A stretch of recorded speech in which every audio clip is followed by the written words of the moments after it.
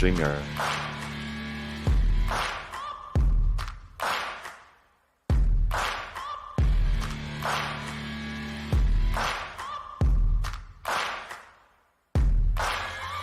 Searching for greatness in a sea of the dying and shameless, a sea of the aimless. I don't wanna be one of the nameless. I'ma wake up with the mindset that one day I'm gonna make it, and I don't think I'll be fine if I don't break my limitations. Don't try to stop me, I exist to write my own story. I'll make a decision if I want some peace or if I want the glory. Yeah, don't want a life that is complacent or possibly boring. I just want a life that is worth every day exploring. My whole life I just wanted someone who would notice me.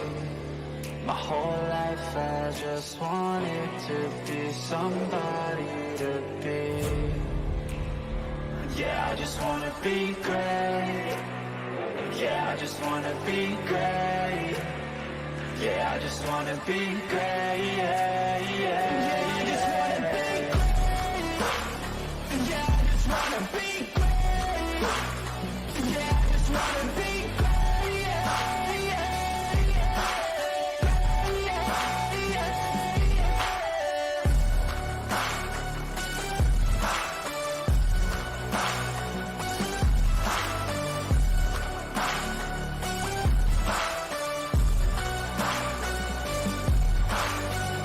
This is a statement to appreciate all that is vacant.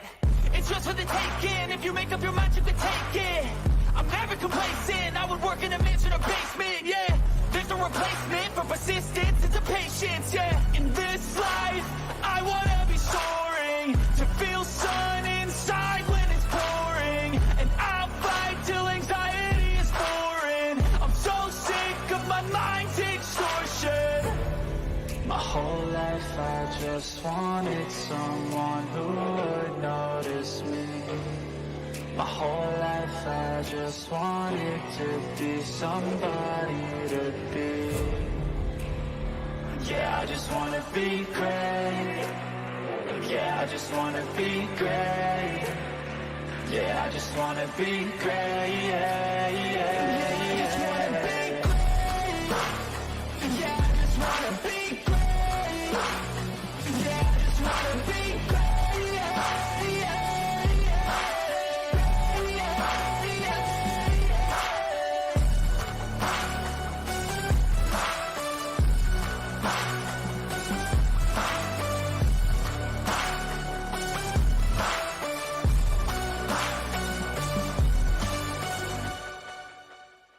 Welcome to Unique Prepping.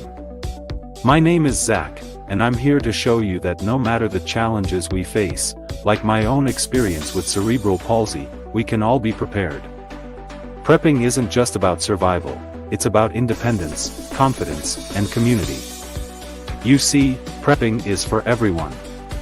It's about taking control of our future, no matter our limitations. Here on Unique Prepping, I'll share tips, techniques, and strategies that anyone can use, regardless of ability.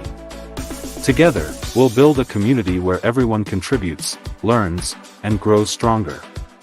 So, whether you're a seasoned prepper or just getting started, join me on this journey. Let's empower ourselves and unite to create a better, more resilient future. Because in this community, everyone has a role to play.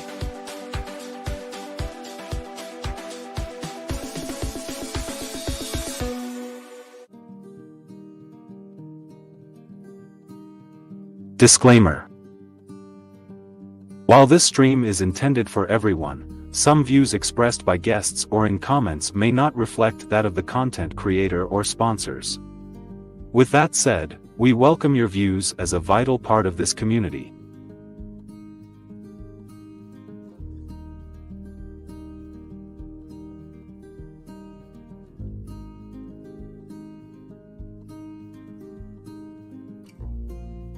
And now it's time for Unique Preppings Community Live Stream.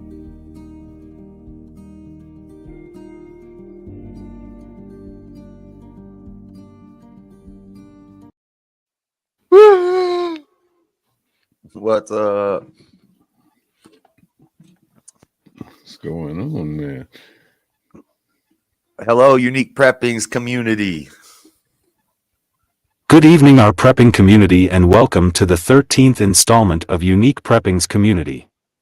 On tonight's episode, we will be discussing what is needed to bring back morals and values, and why it's so important for future generations to come. I'm your producer, host, and community member Unique Prepping, and with me are our community members Buff from SICK 2210 Productions, and Josh from jsurbanadventures. Down in the description, I put their channel links. Please go subscribe and help this beautiful community keep growing. Before we start, how are you guys doing tonight? I'm doing swell. Just woke up. Took a shower, so I'm awake. I'm ready. I'm tired as hell because I've been talking to this JS guy all night. Immediately got up and went out to be an adult. You didn't get any sleep? You just went from the stream to Buff No, life? I got a couple hours and then went and go did stuff. Nice. Hey, Truth with Tom, what's up, man? That's good, and I'm doing good. We're tackling a topic that's incredibly important in our fast-paced, ever-changing world: restoring the morals and values that have the power to strengthen our communities and bring us closer together. Whether you're a seasoned prepping person or just starting on your journey, this episode will offer valuable insights into how we can all contribute to a more ethical and united society. But before we dive in, I want to take a moment to thank everyone for being here. Your presence and participation mean so much, and together, we're building something truly special. If you find value in today's discussion, please take a second to like the video, subscribe to the channel, and share it with others who might benefit from this content. And don't forget to leave a comment below. Your thoughts and ideas are what help our community keep growing strong. Now, let's get started on what it takes to bring back the morals and values that are the backbone of a resilient and compassionate community. Do you guys have anything else to add before we get into the discussion? No, just glad to. Thanks for having me. Glad to be here. The views and opinions expressed by SICK 2210 do not reflect those of Unique Prepping. So, people, if you don't know who I am, don't take me the wrong way. I might say some shit you don't like. Meant to ask you that. Can I cuss on here? A little bit. No, I'll try to minimize. Is that what that was? I'll try to minimize. Yeah. I'll try to be professional. Yeah. Keep it clean for the kids, Buff. Yeah. Y'all know me.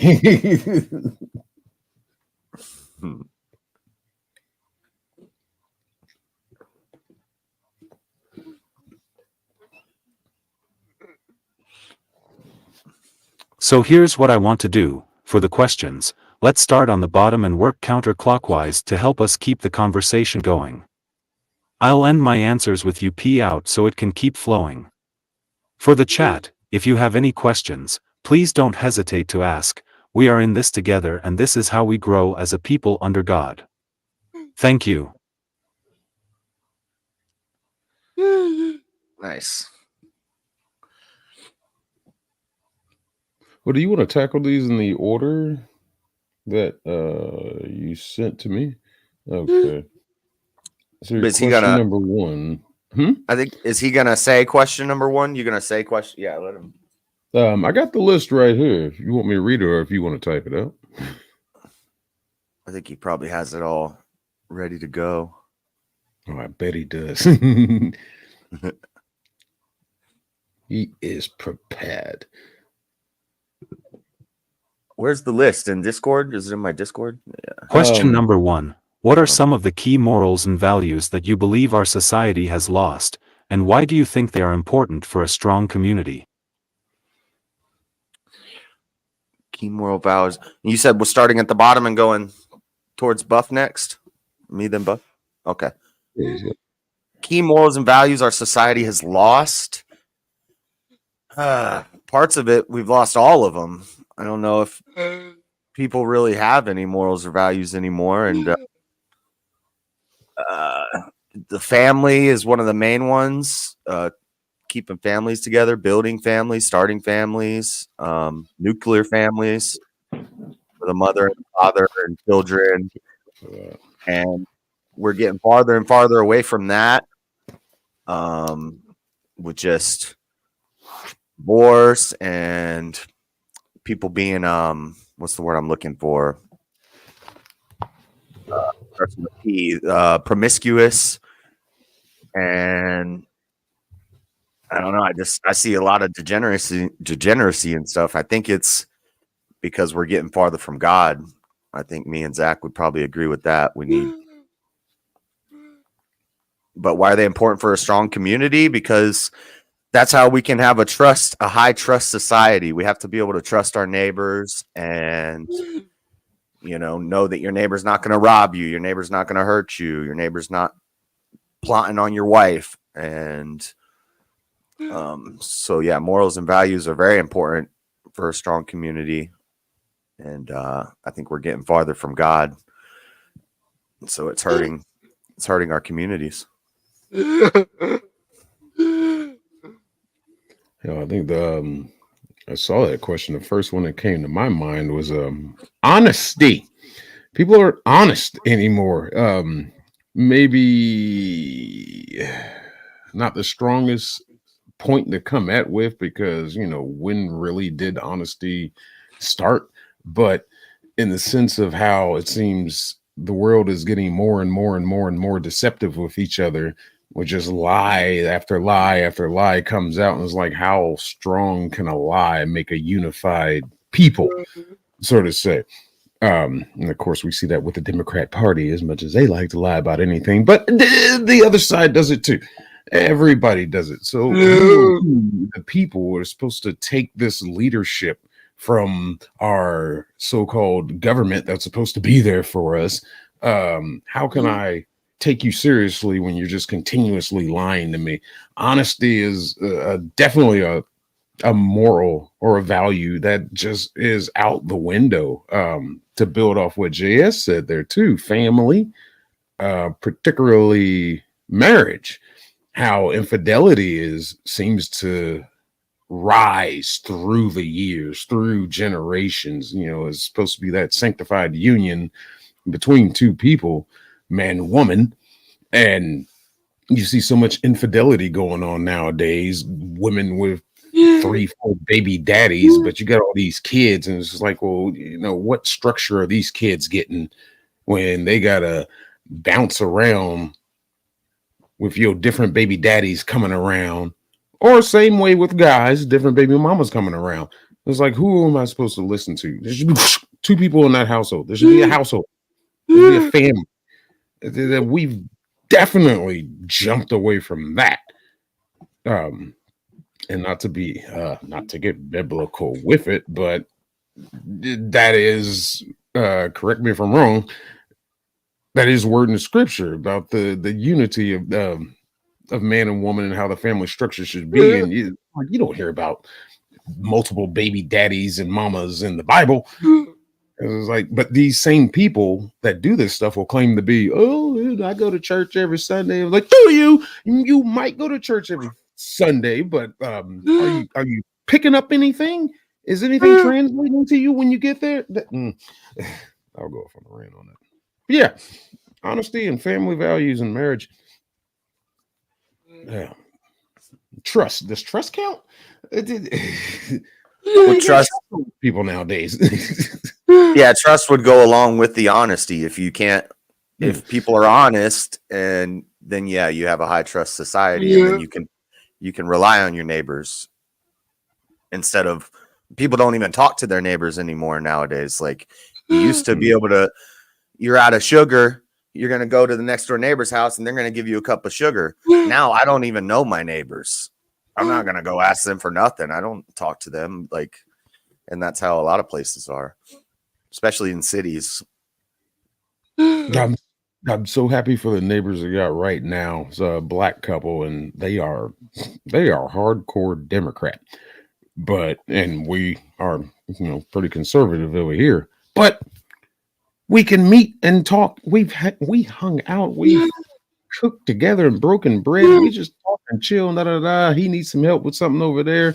I'll go help him pulling the lawnmower out the ditch or something. Da, da, da. If I need some help, he'll come over and help me hold a brake caliper up for me. Da, da, da. And like, we don't even really talk politics, but it's just great to have that union between each other where our differences can come together and meet, and we can be at one. We can be peoples. Yeah, you live a little more in the country, though, right? Rural, suburban.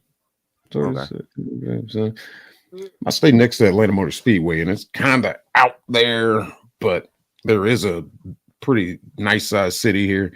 So it's like 30 minutes south of Atlanta, so not too far out. Go ahead, Zach.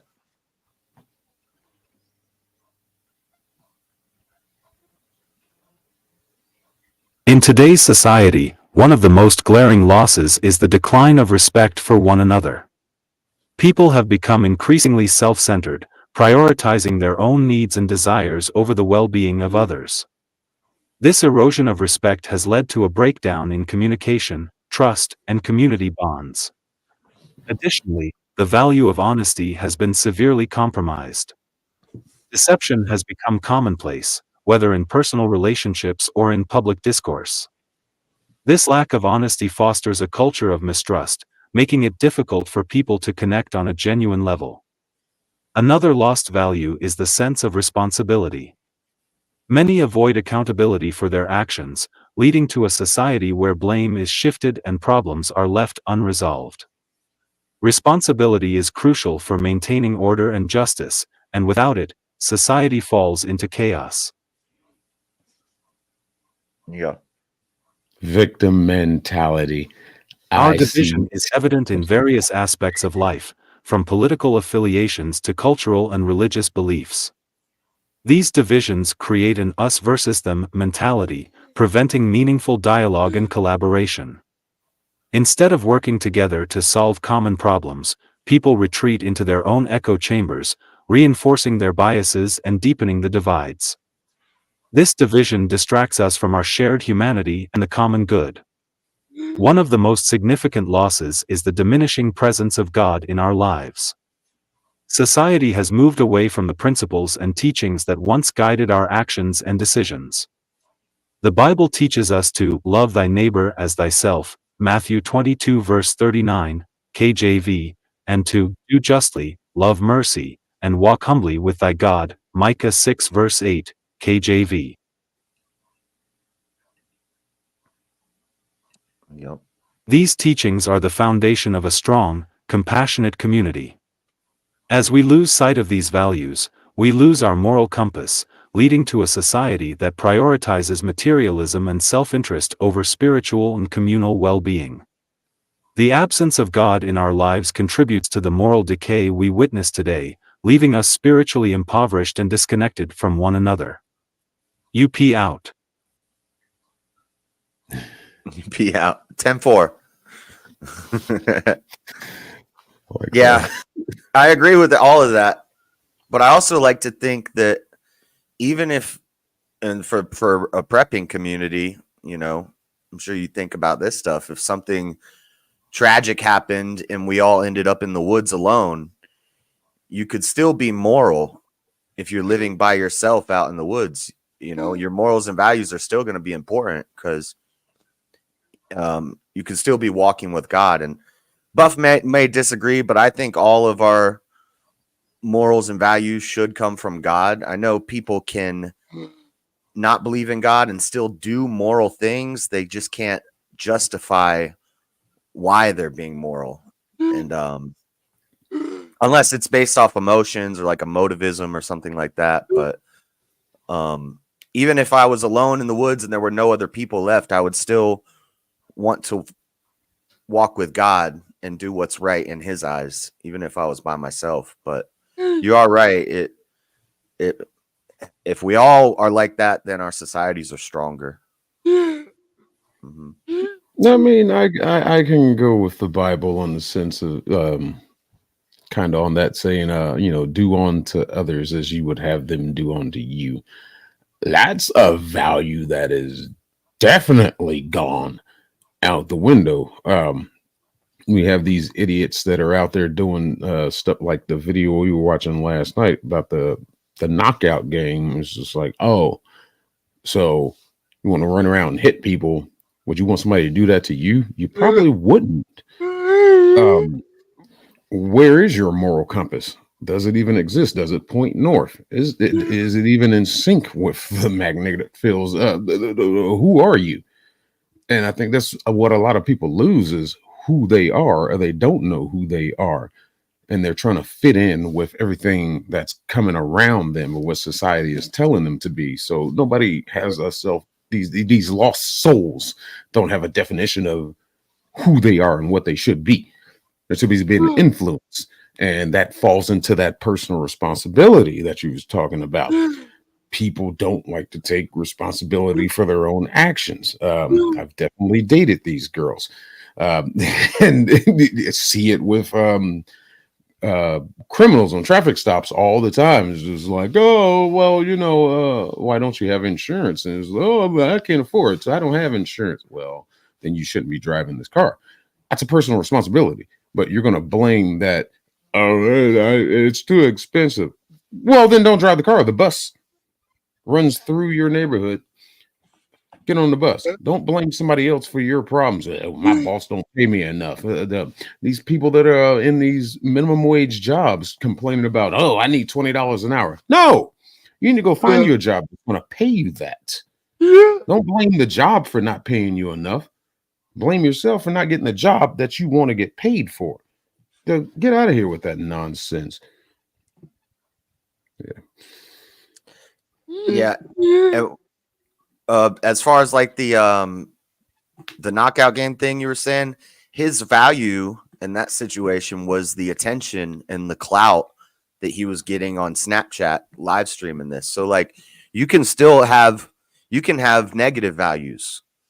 You could value something, I'm sure there's people that value a lot of evil things, and that guy valued the attention he was getting. Even if it's haters in his comments saying, why are you doing this crazy stuff? He's still seeing the chat moving, and he was obsessed with that. And he just got crazier and crazier and crazier because he was getting attention for it. Yeah, that's sad. And he didn't even seem like he cared when he was in the interrogation room and they took him to jail. Yeah. But he got people going to remember his name, and that's what he valued. Shall remember your name for the wrong reasons. Yes. No one will remember your name.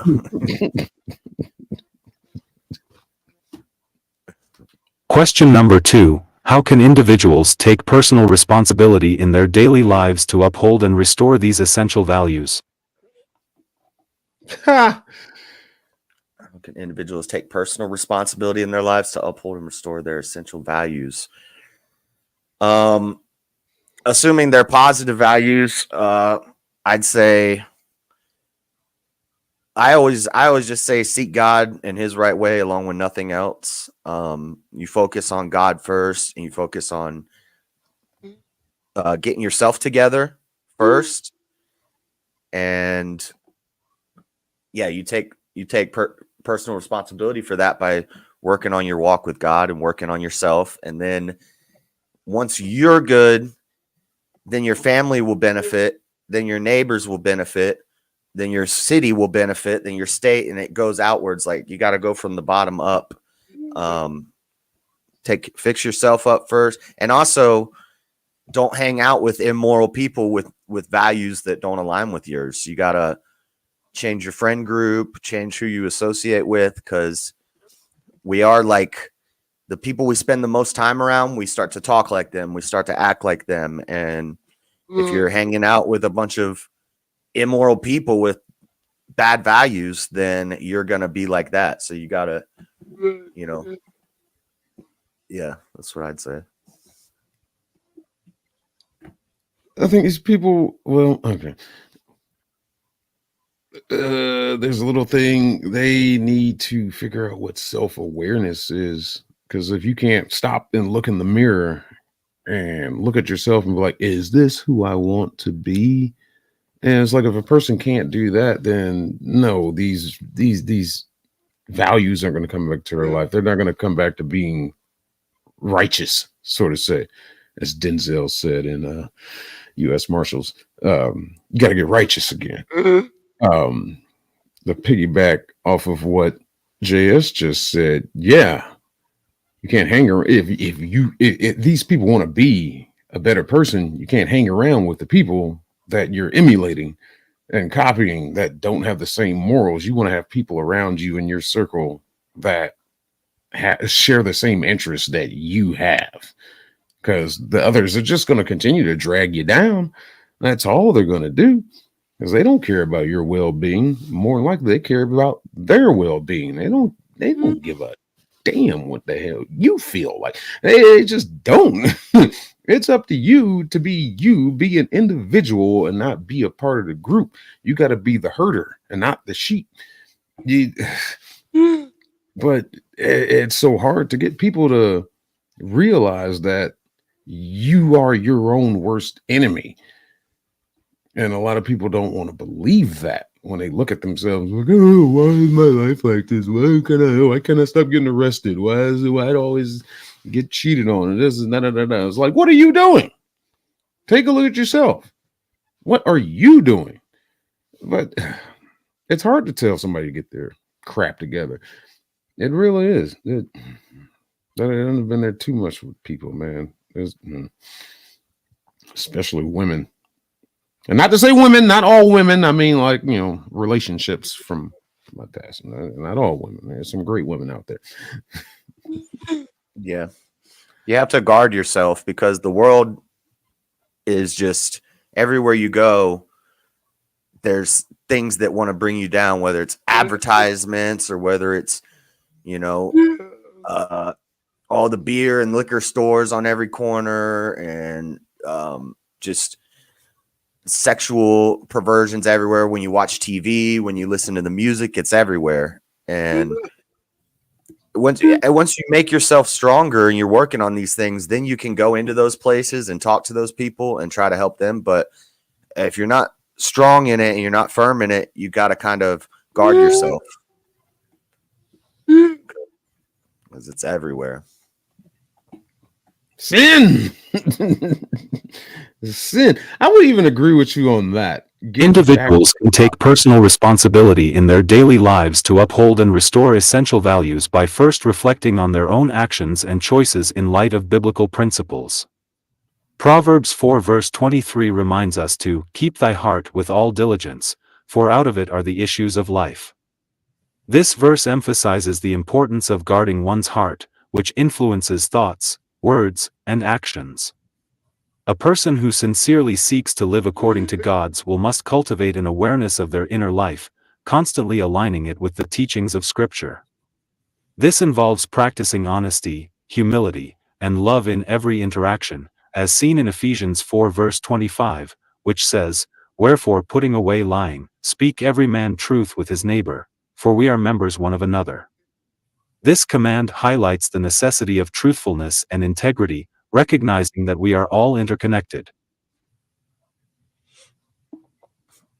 Yep. Personal responsibility also extends to stewardship, as seen in 1 Corinthians 4 verse 2, "Moreover it is required in stewards, that a man be found faithful."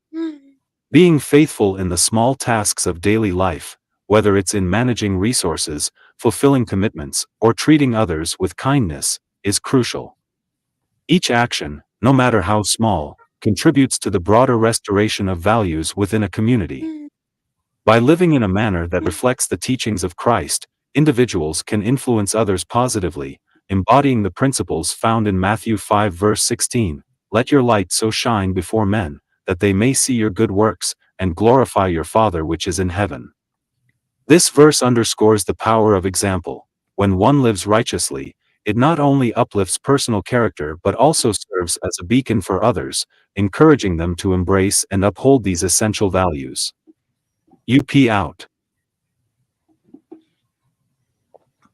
Yeah. See, I'm not the religious guy, but I can understand in the context of, getting back to God or whatever you do believe in, having a structural system of beliefs that actually speaks about something of at least being good in nature.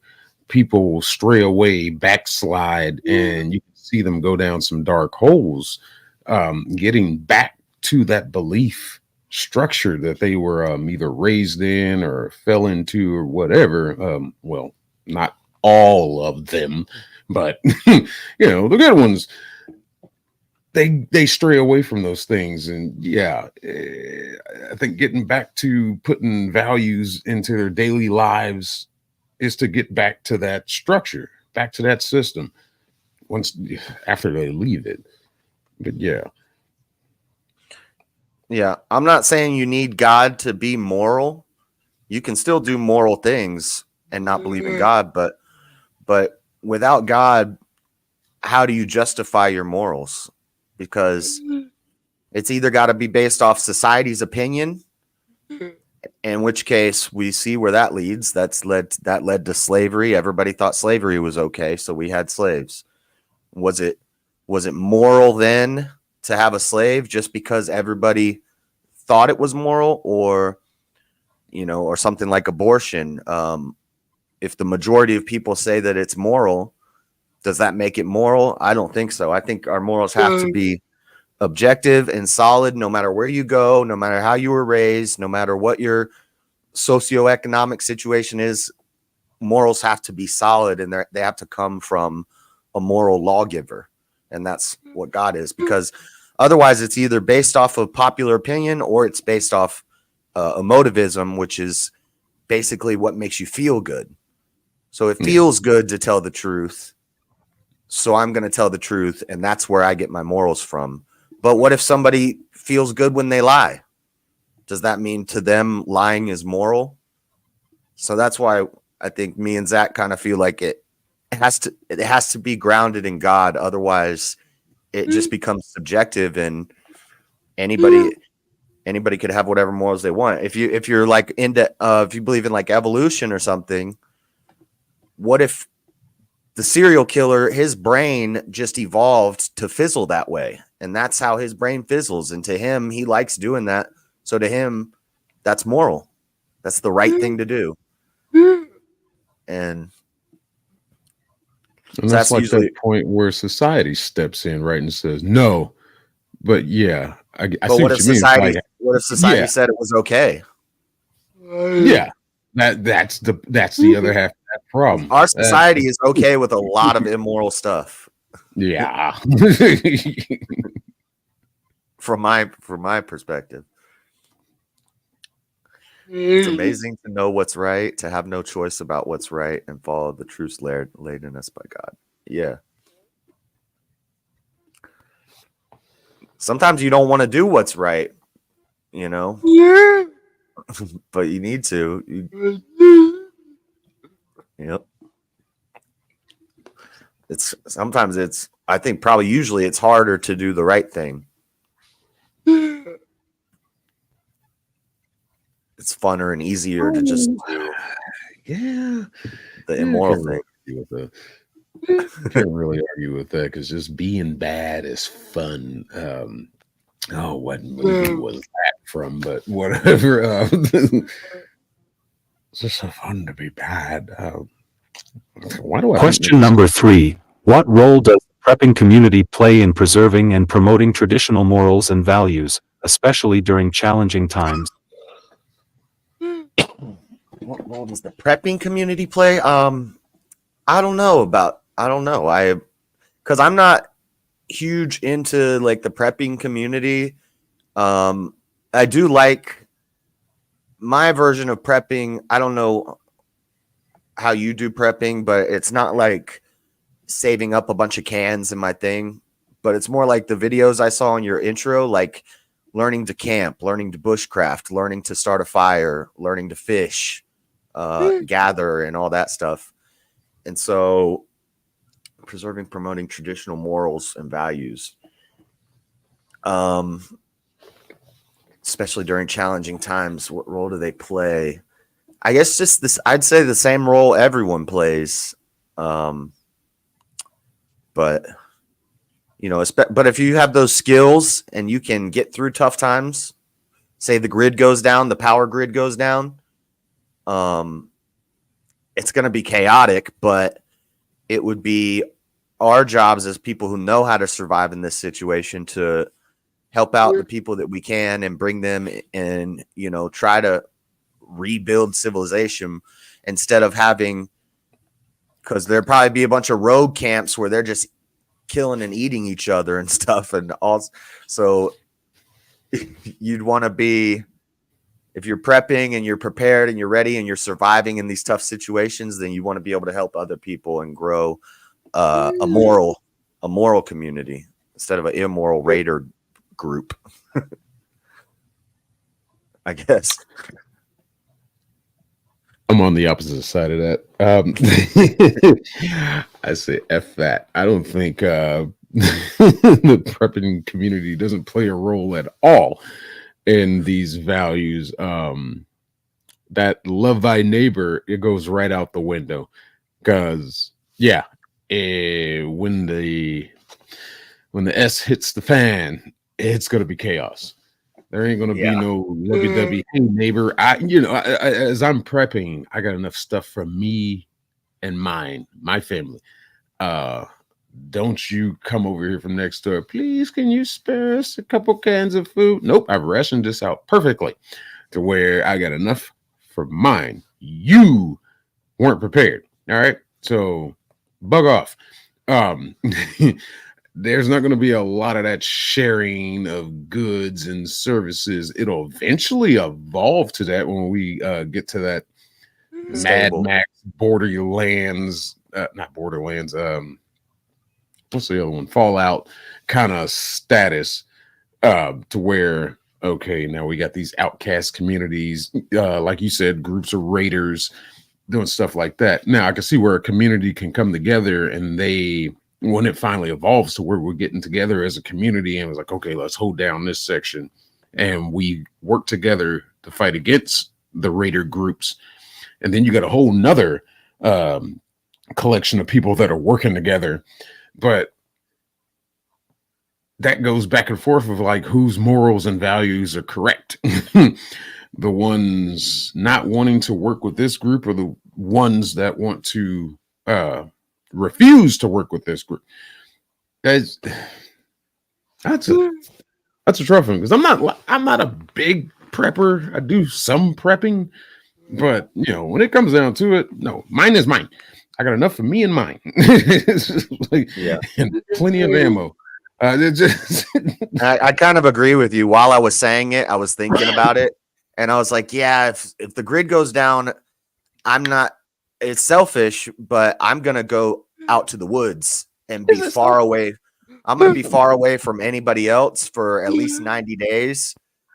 And while the smoke set, like during that 90 days, I've read books and stuff, and they say if power and running water went down, that like 70% of people wouldn't make it past 90 days.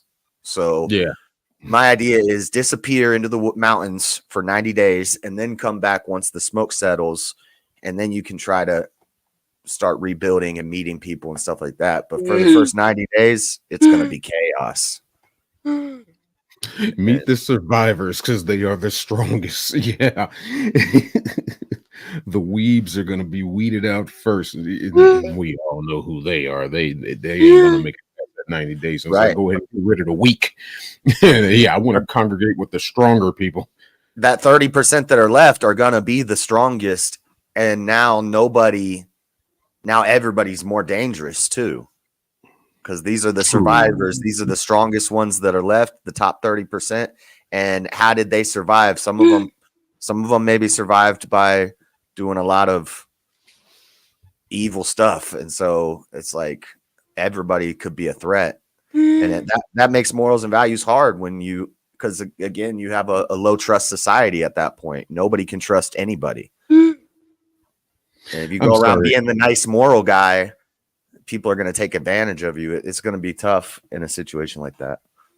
I'm sorry, Emery. Emery, I am. What does that even mean? Will you want to save your eternal soul and help your neighbors? What is an eternal soul? At that point, are you really thinking about, oh, God saved me from all this, or did God create this? What is this, a challenge? Is this a test? Do you hold your faith at that point? An eternal soul.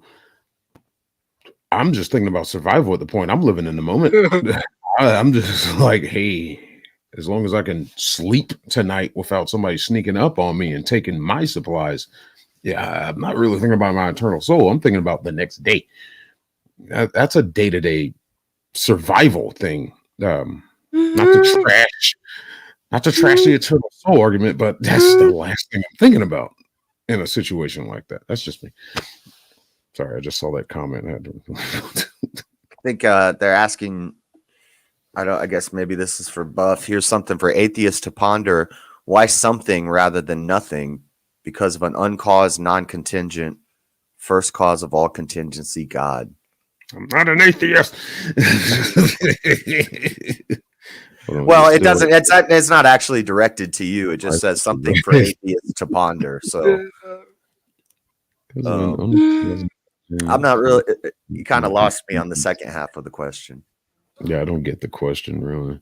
Why something rather than nothing? Because something is always better than nothing. Well, maybe not always. That's like kind of one of those, was it better to have love and loss than to never have loved at all? It's like kind of one of those pondery questions. I'd still rather have something than nothing. Venezuelans ate zoo animals. Yeah! We will too. Fido gonna get it. Some people eat people. You know, like those people that Biden's grandpa or whatever he said, whatever. Right.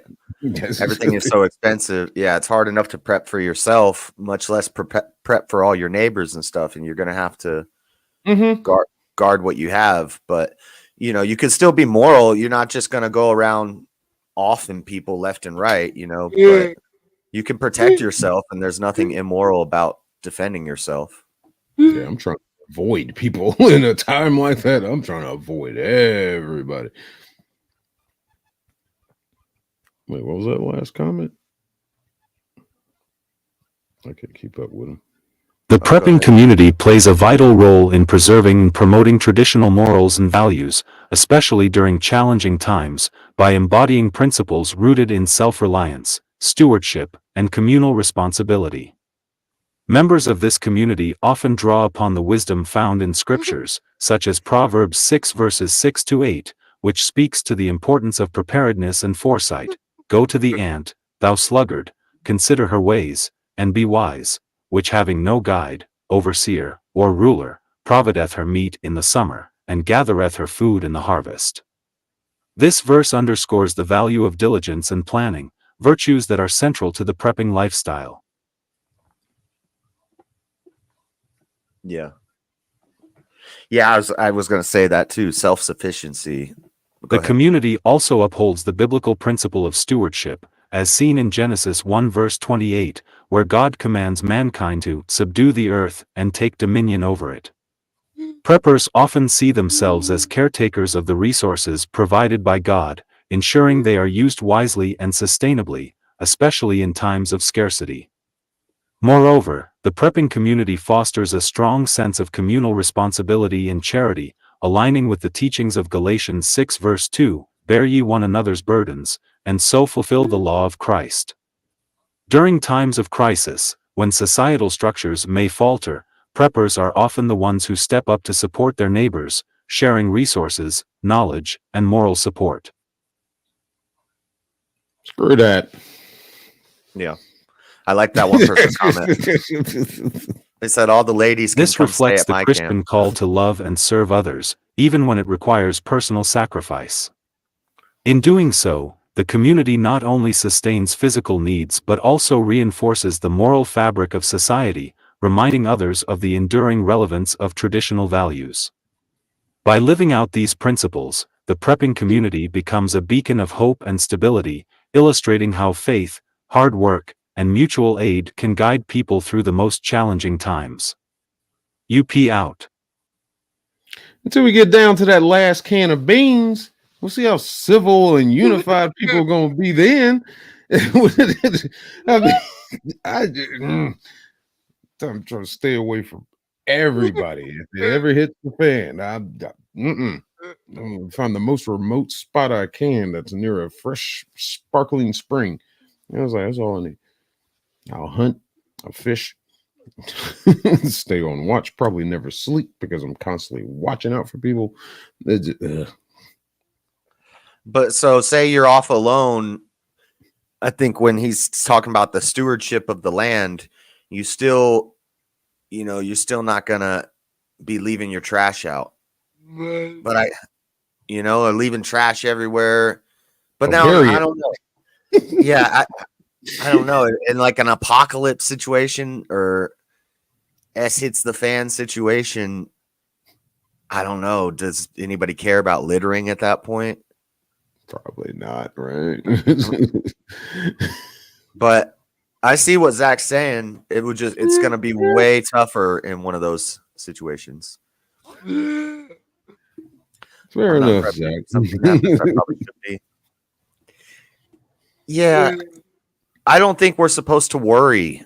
So prepping is good, but don't be worried about it. Don't get paranoid about it. Don't be afraid. But yeah, they just flew a balloon from coast to coast, China. You telling me I shouldn't be worried about prepping? Not directed towards any of you, but it's stuff like that. It's just like, yeah, something may be on the horizon. It doesn't hurt to be prepared. You could start your little kit. Some people are extreme with it. They got their fallout shelters and thousands of MREs and everything. It's just like to the extreme. It's like, I see your point, but I don't have that kind of money right now to be as extreme as you are. Like, I got some things set aside. Last thing I need for my collection is a propane grill, and I got just a small little kit, but to the extreme that these people go through is just like, geez. I get it, but I'm not following you down this path. I got a place mapped out where I'm going and everything. How I'm gonna get there, that's a different little story, but contingency is a concept that essentially means that something is by necessity reliant on something else. Meaning we as men are contingent on oxygen. Well, of course, food, and ultimately God's existence to exist. False. I'll give you oxygen and food, but we are not ultimately contingent on God's existence to exist. Sorry, I'm not the religious guy here. Food and oxygen are definitely a must, and water. But to give you an agreement to your point, something to believe in, a faith, a religion, as we were saying, a moral compass. Yeah, I'll give you God. I'll give you that. Something, a structure to believe in that's going to keep you on a moral high ground, so to say. I'll give you that. Literally leaving a trail. Yeah. Yeah, that leads people to you. Yeah, that's what you want to stay on the move, and you want to make sure people don't know where you are. Prepping is not just for end times; it's for any situation life gives you, like weather, losing a job, or etc. Yeah, that makes sense. Yeah, I think of it when I hear prepping. I'm thinking more of end times type of stuff, but you're right. I agree. Yeah, you're right. Yeah, it's like when in Texas, remember in Texas they had that freeze and all the windmills stopped working. Shocker. but and their power went down and nobody could leave the house for months and stuff. Yeah. That's what you need to prep for, is stuff like that. I drove by a windmill once on fire. It was just like, It's just, how many BTUs is that thing kicking out? It's just Soli de Gloria, by Gloria alone. Soli, is soli mean the same thing as sola? Gloria alone. I think that's what his name means. I can fish though. Give a man a fish and he can eat for a day. Teach a man to fish and you can feed him for a lifetime. yeah. Yep. Yeah. Teach a man how to use a knife properly. He can sneak up on the guy fishing and take all his fish. Oh, I didn't say that out loud, did I? Well, that wouldn't be very moral of him. That's why we need a moral society and a high trust. So we don't have to worry about guys sneaking up on us and taking our fish, but that's not going to happen. I was homeless for months. I slept on someone's private property. I never left trash and I picked up litter a while there. They knew I was there and never ran me off. Nice. Yeah. Okay. When I was homeless, the places I never got kicked out of the places I slept also because I kept everything in my backpack and I would set up at night and I would take it down first thing in the morning at the crack of dawn and I'd be gone. But the people who set up camp there and then their friends come and now you have all these tarp tents and trash and like that's a problem. That's what makes people hate homeless people instead of having some compassion for them. You attract that attention to yourselves. You get the same thing in the trucking community, how a lot of Walmarts are pushing truck drivers out of parking overnight in their parking lots because these filthy bastards leave trash out in the parking lots. Like, stop attracting that attention. If you just park there, use their trash cans, be no problem. Yes, soli Deo Gloria is Latin for glory to God alone. Oh, okay. Yep. Okay. Oh, I like that comment. Turkey made or tuck be. I never fish unarmed. Damn right. I don't either.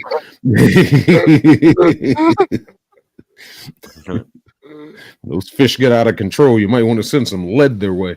But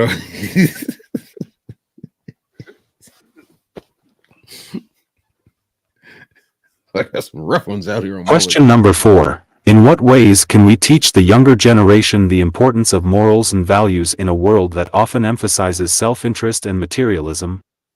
You have to lead by example.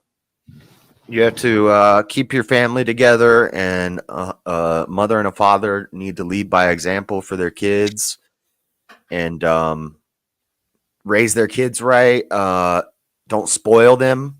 Make them work for what they get so that they learn that, you know, you don't just get everything handed to you. You don't get handouts. And mainly, yeah, it's just lead by example. You have to be a good role model.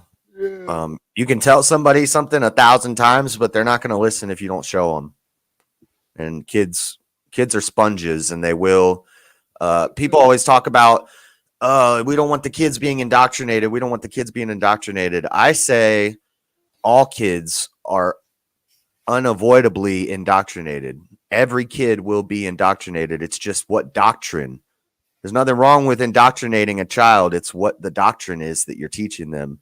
And if it's a positive, good example, and you're indoctrinating your kids into, you know, being in a God-fearing family and having morals and values, then that's a great doctrine, and kids should be indoctrinated into that. Yeah, I can't argue with anything he just said. I agree with every single thing he just said. Miss Ghetto, yeah, absolutely, homeschool your children if you can. This public education Question system- number 4. In what ways can we teach the younger generation the importance of morals and values in a world that often emphasizes self-interest and materialism? Yeah, that's the same question, Zach. But keep answering. I think Oh, you yeah. accidentally did it. Oh, that's Yeah, fine. homeschool your kids, because all this madness going on in the public school system today. You know, all the you got these nut job teachers that are so political with their teachings. You know, it's like I was lucky enough not to have to be subjected to that.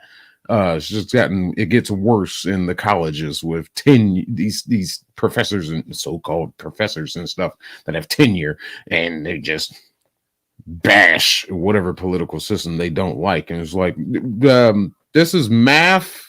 I'm trying to figure out the value of X. And you're like, oh, the Republicans are gonna destroy us all. It's like, but what's the value for X? It's nonsense, and it keeps going on. It filters down further from the school systems as far, keep your kids, monitor what they're watching on TV. You got channels like Disney Channel that are playing all this crap that is, pushing the certain movements of sexualization and all that crap. Monitor everything they do online. Monitor everything. It ain't no problem at all to put a leash on your kid and keep eagle eyes on them, because that is you being that mother hen, that eagle father, to say, hey, stop. No. Don't be afraid to say no to your kids. We reached a point to where kids can call the police on their parents and say, oh, just because they took your cell phone away, be like, hey, my mommy hit me. And here come the police and be like, and they'll create a mark on themselves. Like, oh, well, we see a mark on the kid. And it's like, what? And they're going to believe the kid. And I've seen this happen. And it's like, it's ridiculous. What was the question again? But yeah, watch your kids. Hide your babies from the nonsense of this evil that's going on in this world. Define evil how you want to, but I guess in the biblical sense of the evil that is going on in this world. Don't be afraid to homeschool your kids. Don't be afraid to, like JS said, indoctrinate them, but properly. Indoctrinate them with the values that you know are good. And keep them always talk to them. Don't be afraid. They say, you should always be a parent, never be friends with your kid. I don't know. I think you can be friends with your kid, but you have to be a parent at the same time. You have to, your kid needs to know that they can come to you anytime and tell you anything. And that helps with you talking to them, telling them stuff that might be a little grown up for them, but you're teaching them. Me and my mom had that relationship. I don't know. I think that just works. Be a parent. Yeah. Be a parent first. People say homeschooling makes kids turn out socially awkward. That's one of the arguments against it. And I'm like, if I see society and I see what kids are doing nowadays, I don't want my kid to fit in socially with those kids. I want my kid to be socially awkward. Because nowadays it's just you take the kids to daycare, mom and dad, and this is not the parents' fault necessarily. This is the way the system is set up. Is it's a lot of places it takes 2 incomes to have a house and to have a family and to have a car. A lot of people live above their means, and if they just settled for a little less, then they'd be fine with one parent income. But a lot of families, it's just wake up, kid goes to daycare, kid goes to school, kid goes to daycare after school, kid comes home, parents are they're off work, they're tired, throw something in the microwave, give them an iPad, put the binky in their mouth, and bedtime. Next day, same thing. And in 80% of the kid's waking life, he's not even with his parents, or she is not even with their parents. And so they're learning their values from everything else. Yeah. And that is a lot of the materialism. The materialism is the video games that when you don't feel like talking to your kids, you just give them an iPad. You just give them a video game. Or mommy and daddy both have to work 50 hours a week because we want the biggest, nicest house on the block, and we want 3 cars, and we want all the nice stuff. So you're sacrificing time spent with your children for nice stuff. And that's not a good idea. Oh yeah, that nonsense. People think they're being good parents by the nice stuff. Think they're being parents by buying their kid. Oh, you want this? All right, you got it. Oh, you want this? Oh, you got it. Oh, you want this? You got it. No, you got to learn how to say no. You got to show that you are the alpha. I've watched so many parents just bow down to their kids, and it's just like, well, who's really running this house? Is it you or Bobby over little Bobby over there? Who runs this house? Because it doesn't seem like it's you right now. This kid's got better shoes than the parents do. It's like, why are you doing that? I want my kid to love me. Well, make them respect you. All right. I don't know. I have no kids, but I've got so many nieces and nephews, it boggles my mind. And I've had to put my foot down with them, and they respect me as their favorite uncle. Like, when they know they act right, I'll reward them. And I'll see them treat their parents like crap. I was just like, wow. Yeah. Oh, you don't want to comment on that one, Zach? Hold on. Typing. Question number 5. Can you share examples of how No. No. You comment on that.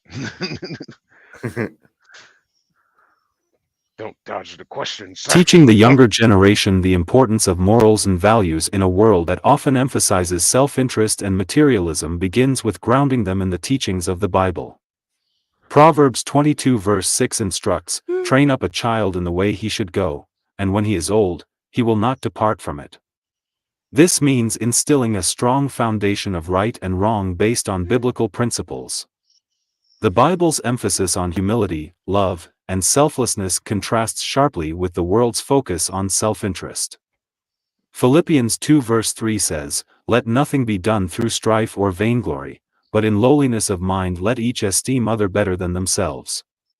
This verse highlights the importance of teaching children to value others above themselves. The concept of love as outlined in 1 Corinthians 13 verses 4 to 7, where it is described as patient, kind, and not self-seeking, is crucial for countering the selfishness prevalent in society. Ephesians 6 verse 4 advises parents to bring up children in the nurture and admonition of the Lord, emphasizing the role of family in teaching these values.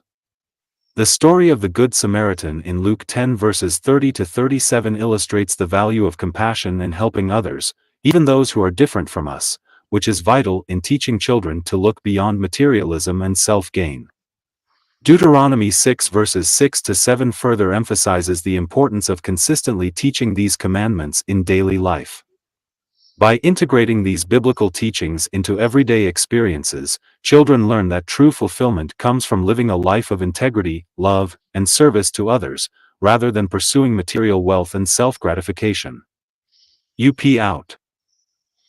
Nice. Yeah, I didn't come with a bunch of Bible verses ready, but I love how you got the Bible verses on deck, Zach. That's awesome. On deck. I wasn't sure about your community, and so I try to say things. Everything I'm saying is based off of Christian biblical principles, but I like to just try to say it for maybe the more secular people so that they can still get it. But I like that you got the Bible verses ready. That's awesome.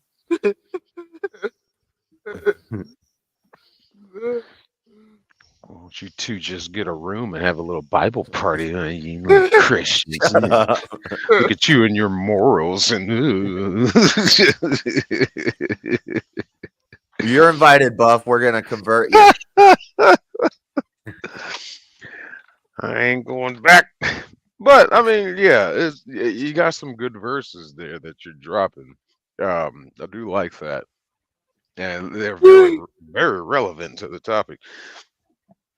Mhm. They give you much props for that. But yeah, I mean, like in the sense of these things we're talking about losing morals and values, and how do we bring our kids back, and the influences to children and stuff like that. Yeah, it just goes back to what I was saying earlier about how stay in that structure of religion, belief, whatever you have, that is going to promote these good things. I think it starts there. But Yeah. people are hard headed. Zach's prepared in more ways than one. I didn't know unique prepping meant he prepares a professional show so well. That's different than me. I just kind of wing it.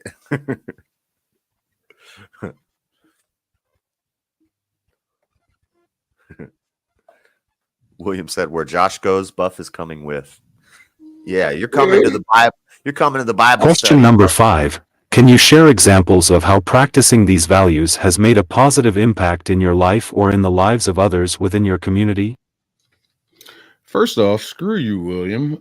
I was invited to this by you, Zach. So No, he meant the Bible study that you were talking about. You said we're gonna go get a room and do a Bible study. You're coming to that. Okay. Can you share examples of how practicing these values has made a positive impact on your life or in the lives of others within your community? Oh yeah, definitely. I used to be a homeless drug addict, and pretty much got to the point where I broke down and cried out to God and said, something's got to change or I'm going to be dead. And I grew up in the church, and I kind of fell away from it, went out and rebelled against my parents, and they were real like Christian, church 3 times a week. Mom sings in the choir, Christian school, all that stuff. And I rebelled against that. And I let go of my morals, and I started living the party life and the drugs and stuff. And it got worse and worse and worse and worse and worse. And then once I started focusing on God again and getting back to my morals and my values and trying to not be a liar, not be a scumbag, I've watched, I got a job, I got an apartment, I pay my bills, still drink some beer and stuff like that, smoke cigarettes and stuff, but I'm not doing what I was doing 4 years ago. You wouldn't have recognized me. You would have seen me with a sign on the street and probably laughed at me or something.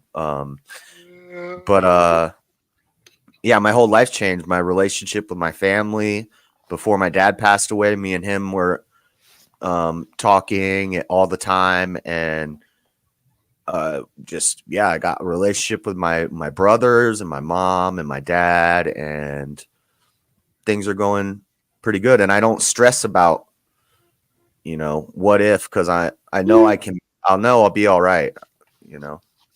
God got me. Yeah. I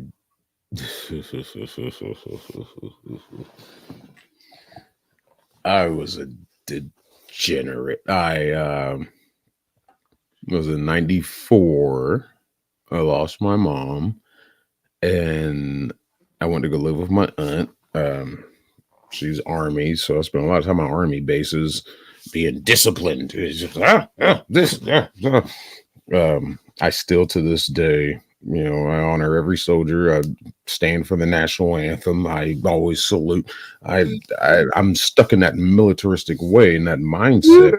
But as it slowly went on, there was a rebellion factor against her, because with her came younger brother, and I started to feel like I was losing my freedom, my life. So yeah, I fell into that degeneracy. Is just like, I'm gonna go do what I want. I'm gonna do what I want, and I fell out of religion.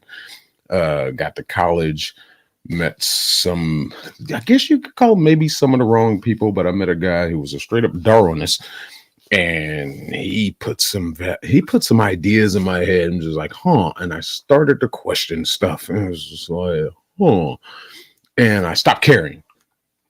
And like, I don't blame him solely, but I was stacking things on top of everything, putting pieces together in a puzzle that maybe in symbolism they didn't quite fit together. You smash them in there, and it's like, well, this makes sense. Got real heavy in the drugs. I went through that homeless phase. And it was probably when I was about 30, I stopped and took a look at my life. And like, I'm living in a mechanic shop, working there, shop manager, but I'm living at the shop. It was just like, I got to do something different. So, started truck driving. In the sense of morals and values, I started to get back into not being so much up. Like, I was a complete asshole. People would tell you that about me every day. It was like, don't mess with him. And people would get that vibe from me. It's like, why does he walk around looking angry all the time? It's like, dude, just don't get on his bad side. And there's guys I'm great friends with now. It's like, man, first time I met you, I ain't know if I wanted to say hi to you. You just like, you ready to kill somebody. I was just like, well, that's not how I want to project myself. I love being feared.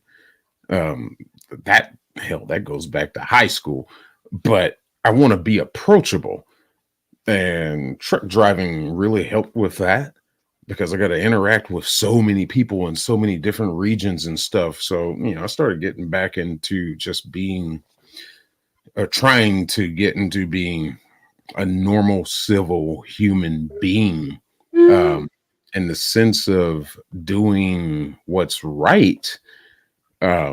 That's how I got my employment with Clayton County Sheriff's Department. I just happened to see a guy, Clayton County Police was interacting with a guy, and I just went over there. I'm just like, and I'm waiting to see if he's got backup. 2 cars came. Police cars came, lights and sirens, busted a U-turn and went the other way. And I'm just like, okay, so they're not coming over here. But I went over there, helped the guy out, helped the cop out. We find out later the guy he was dealing with was high on meth. Me and him fought that guy for probably about 3 minutes before backup finally showed. And there was like 6 other cops show up, and it was like, finally. And, out of that, I got my respect from them, and I have an official. I'm an employee of Clayton County Sheriff's Department, and it's like something like that really made an impact on my life, because the whole time we're fighting with this guy, there's a group of people, mostly black, just standing there with their cell phone. Ooh. Guy's bigger than me. And this guy we were fighting were bigger than both of us, and high on meth.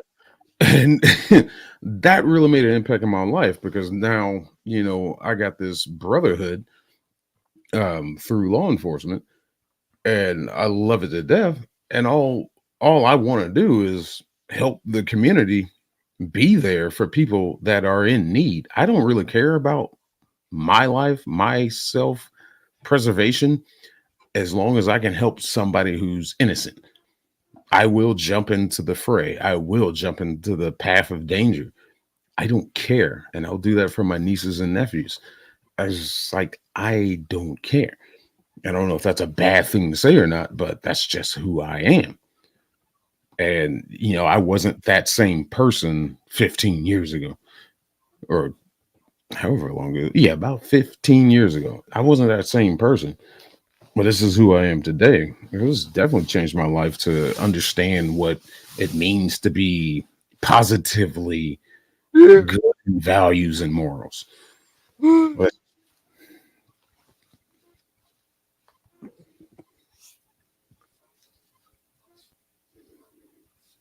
Living by the values of faith, love, and unity has brought immense blessings into my life and the lives of those in our community. The Bible says in Proverbs 3 verses 5 to 6, "Trust in the Lord with all thine heart, and lean not unto thine own understanding. In all thy ways acknowledge him, and he shall direct thy paths." Trusting in God and practicing these values has led to profound moments where our community has rallied together in times of need. Despite the challenges that come with having cerebral palsy, which limits my physical interactions, I have been blessed with a community that reaches beyond physical boundaries. Our unique prepping community has shown incredible love and compassion, helping me gain strength, not just physically but spiritually. We unite because we share a vision for a beautiful future, where everyone is valued, and we work together to achieve that. The love and support I've received from this community are a testament to the power of living by biblical principles. As Galatians 6 verse 2 reminds us, "Bear ye one another's burdens, and so fulfill the law of Christ." This community has not only helped me bear my burdens but has also shown me that even with my limitations, I can be part of something greater, something filled with love, support, and a shared purpose. UP out. Yeah, man. Yeah, I'm kind of the same thing with me with my YouTube channel and community is I started the channel right after I quit the drugs, but I was still homeless. And I started the channel so I could kind of like, do like video journal vlogging type stuff and try to have accountability in recovery. They call it accountability partners, basically people who are going to hold you accountable. And that's like what my YouTube, when I started it, what it was like, I'm going to make this public that I'm on this journey to do better. And there's going to be people there who are going to see it. And, I'm going to be responsible to them to not backslide and responsible to them to do it. And then other people can see it and see that it can be done and that it's not impossible. Cause I've had so many friends die from drug overdoses and stuff. And and it's a problem. So yeah, it's awesome. You have your YouTube community. There's a lot of harms, I think, that come from being chronically on the internet and having only friends who are on the internet and stuff like that. There can be negatives that can come from it, but there can be a lot of positive stuff that can come from it too.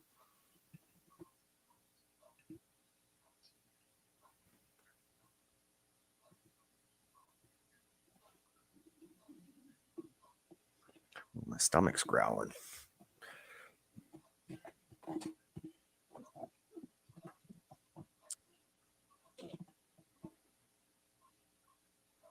Fellowship is amazing.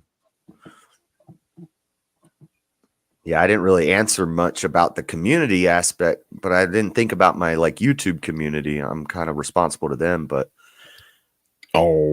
community aspect, after that little fiasco I went through, I ended up getting actually 2019 Clayton County Citizen of the Year. I don't know if that affects community impact, but in a communal sense, the county recognized me as, an upstanding citizen. And it was just like, you're making me blush. And it was hilarious. It was hilarious as hell at the reception ceremony. I was sitting at a table by myself. I didn't know what I was there for. They invited me to come. And I was just like, oh, okay. Well, I guess I'm just here to watch the community workers and cops, whatever, get awards and da-da-da. I ain't thinking nothing about it. And I'm sitting at a table by myself. And as the place filled in, some cops sat at the table with me and they're looking at me. I got my ring in my lip and everything. And it's just like, looking at me like, what are you here for? This and da-da-da-da. I'm just like, hey, how you doing? Da-da-da-da. So, they're going through some of the awards and blah, blah, blah. And they're like, now we want to announce our Citizen of the Year, blah, blah, blah, blah. And then they said my name and I was like, oh. So I got up and I was like, excuse me, gentlemen. And then they just looked at me wide-eyed. And I went up, got my award. And as I'm coming back down the stage, all these people just shaking my hands, and all the guys at the table, they stood up and saluted me. It was just like, oh, now y'all want to be friendly with me? We had a good laugh. Yep. Go ahead, Zach.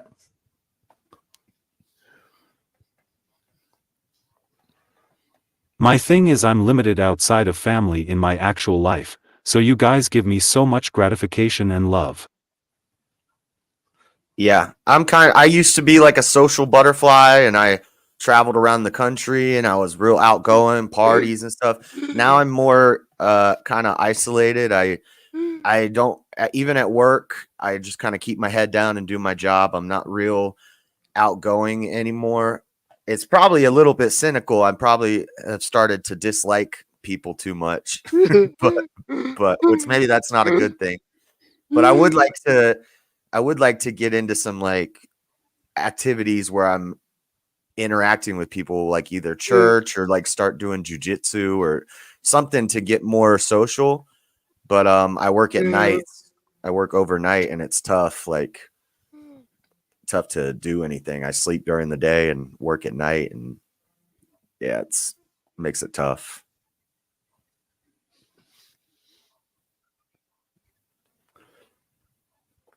But I still try to be nice to people when I meet Any people. final words on tonight's discussions, guys? I don't know. Me and Buff have had some long conversations about morals and moral subjectivity and about how God comes from morals. So we won't get into all of that too much here, but we've kind of debated it before. Yeah, I like what you're doing here, Zach. It's pretty awesome. You got some skills with the streaming, so I hope your channel grows and grows and grows and takes off. I think it will too, because you're a good guy. I think I just have to say, for the whole moral and values thing, a path I'm trying to live right now is like, know when you need to be that a-hole, and know when you just walk away from a situation, and know when to be good. You can see, what was it, Bill and Ted? It was like, be good to others. I try to treat all people with respect. I try to be nice. But when you push that knob over to the middle, and it's just like, okay, maybe I'll just walk away from you, and just like, yeah, and walk away. But when that knob goes a little bit further, you will see the a-hole come out in me, and I will vilify you, and you will know my name is the Lord as I lay my vengeance upon thee. Calm down, Samuel. It's just who I am. But for the most part, I just try to be a good person, and I instill that on everybody else. Just be a good person. Don't be a I don't want to say it. I know, but it's crazy. Zach's so nice, and I see his community. Everybody's so nice and kind and stuff. Me and Buff, beautiful chat. me and Buff are both kind of jerks sometimes. Like, I know Zach's been on my stream. We talk about politics and we just argue and yell at each other, and it's a little more chaotic on our side. But this is nice.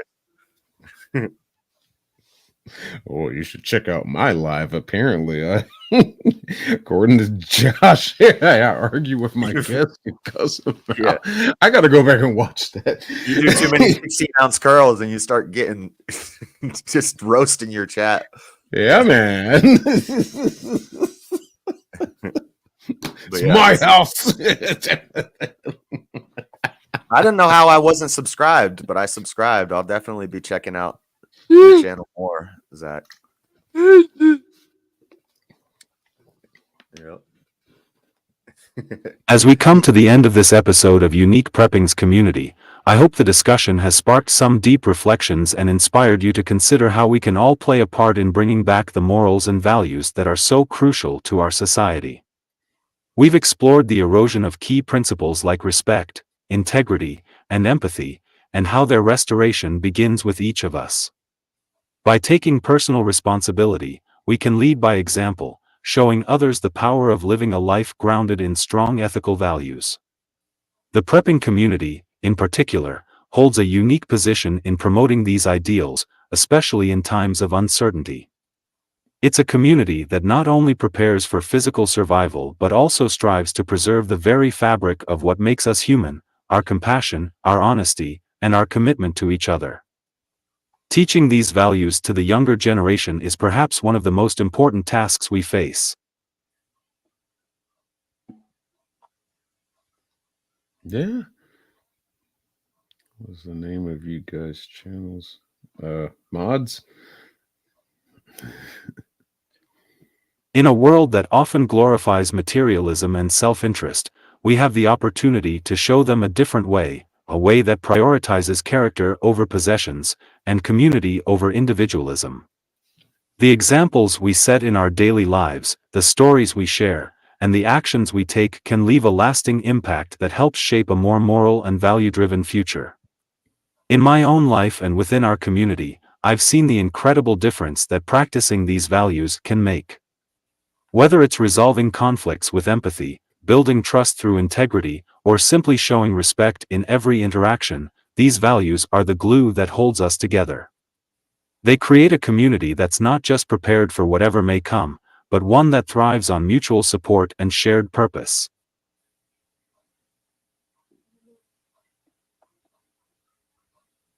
Before we wrap up, I want to remind you all to please like this video, subscribe to the channel, share it with those who might benefit from our discussions, and leave a comment below.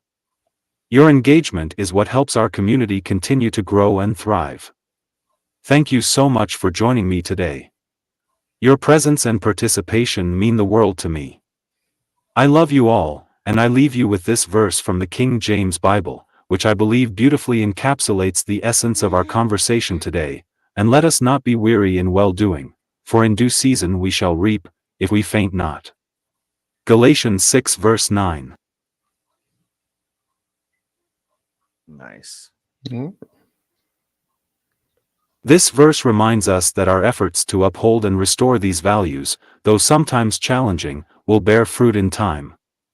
Let's keep pressing forward, together. Nice. Yeah, it's the only direction we can go, man. We got to go forward. If we keep moving back, I mean, it's always the importance of, don't forget the past because you're doomed to repeat it. So, don't move backwards. We can't move backwards. We got to move forwards. But maybe some things back there is what we need right now.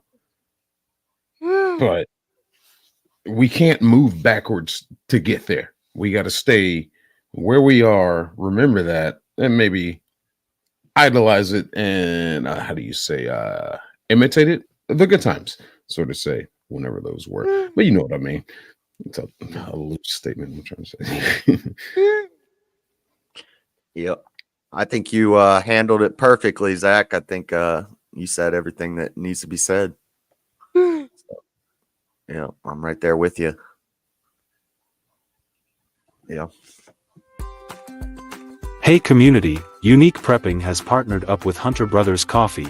It's a veteran-owned coffee company out of Pennsylvania. They sell across the world, and have light, medium, dark roasts, ground or whole beans, and even flavored coffee.